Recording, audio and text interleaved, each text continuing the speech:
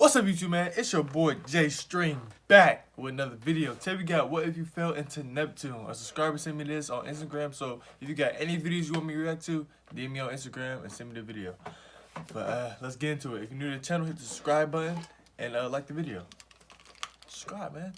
Subscribe. Come on now. Let's go.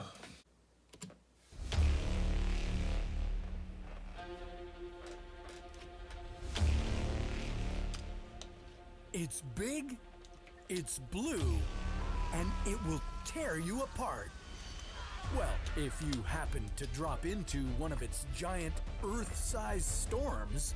Really? As calm and breathtaking as it may appear on the surface, Neptune is a dangerous and violent place.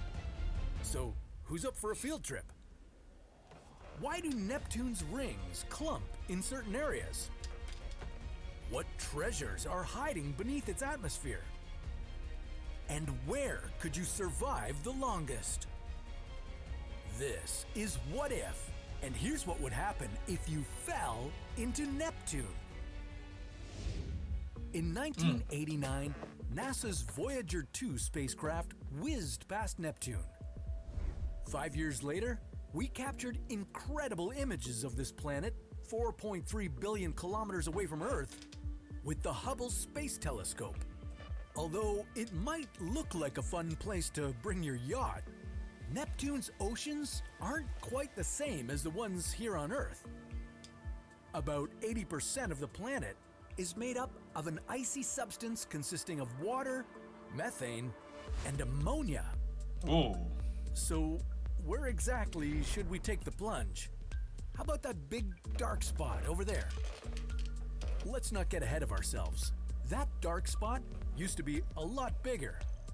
Big enough to contain the entire Earth, in fact. What? The Great Dark Spot was one of Neptune's most violent storms. Even though it has dissipated, there are still several smaller storms to contend with. Before we dive in, let's examine what is just outside of Neptune. Like Saturn, Neptune has an intricate ring system, but not nearly as many rings. There are at least 5 main rings, including strange clumps of dust called arcs. Astronomers hypothesize that it's likely Neptune's moon Galatea and its gravitational disruption causing this bizarre clumping effect. Alongside Galatea, Neptune has 13 other moons. To our left, you'll find its most popular moon, Triton, known for its spectacular ice volcanoes. Ooh la la. Based on Neptune's tumultuous weather, it's probably best that you descend at the northern hemisphere, where the winds are tamer. As a gas planet, different parts of Neptune rotate at varying speeds, and depending on your location, your length of day will vary. At the North Pole, a day lasts 12 hours, which is a whole 6 hours shorter than a day on the equator. You gotta work smarter, not harder, as they say. Unlike Earth, Neptune's atmosphere does not contain any oxygen, so make sure to bring an ample supply to breathe easy. With very little sunlight, the brightest Neptune gets is about the equivalent of a dim twilight here on Earth, so also be sure to pack a light source or some night vision goggles. Be prepared to brace yourself for wind speeds up to 550 meters per second. 500. That's Damn. about 5 times stronger than the harshest gusts here on Earth, and twice as fast as the speed of sound.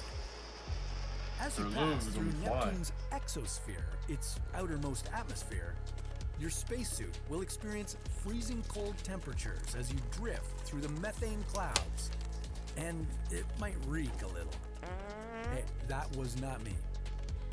Like in some places here on Earth, the weather can be a bit unpredictable. As you reach the thermosphere, suddenly the temperature rises to about 477 degrees, and you'll encounter ammonia and hydrogen sulfide clouds. Astronomers agree that this bump in temperature could be a result of the atmosphere's interaction with ions in the planet's magnetic field. Okay, once you've Hey man, that's crazy. Like we the only like planet to have like suitable life. Like that is crazy to me, bro. Like we still trying to search for life. Like, I don't think we gonna find it. I don't know. Maybe they already here. You've made it through the blistering heat of the thermosphere, you'll notice an increase in pressure in the stratosphere.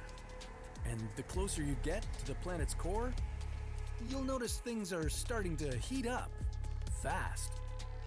As you make your way through all of Neptune's 3,000 kilometer thick hydrogen and helium atmosphere, don't worry about smashing into the ground.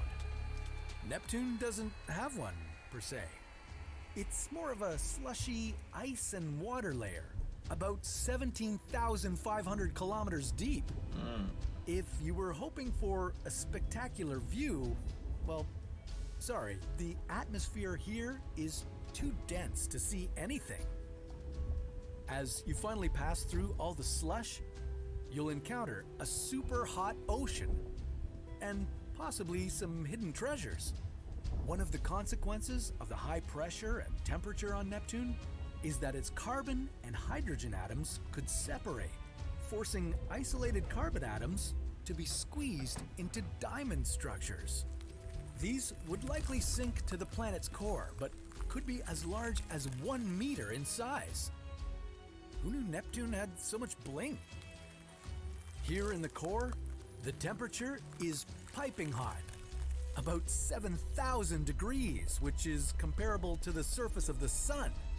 Realistically, a mere human probably couldn't survive this journey. But maybe a resilient space probe could. Now that we've got our sea legs, maybe we could explore Jupiter next. Think you could handle it? Well, that's a story for another What If. Hey man, that's concluded video. What if we fell into Neptune? Hey, that was really interesting, man. If you like my reaction, hit the like button and don't forget to subscribe, and I'll see y'all in the next video.